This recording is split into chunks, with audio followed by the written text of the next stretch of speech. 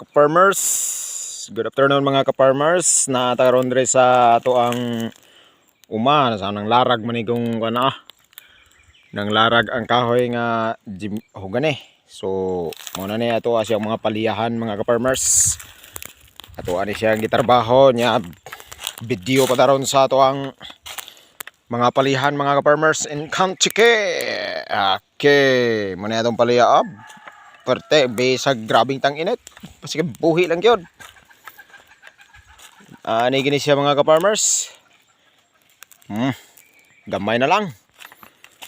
Uskadangaw man, uskadangaw og agamayan lang ay, uskadangaw og tunga. O nalay ang sakunonon mga ka-farmers. Mo nalay ang sakunonon, nya diri sa na nay tagulolaking bulak. Nya ang uban in town gakamang pa sa yuta mga ka-farmers.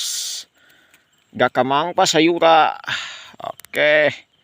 Dara nga to ang mga paliyahan mga ka-farmers. Nya wala pa mahuman na to diri tuay naginani mga ka-farmers oh. Diamond. Wa pa gyud. Wa pa dias unahan. So ari ta dire samot na ni dire oh. Ato pang giharugag sugod. Wa pa ida diamond dias babaw. Oh. Uban napasayuta mga ka-farmers. Wala pa sama inani o nga nanay katayanan. Kineb. Sangko ni dito. Oh. Adulan be. Awa mga ka-farmers.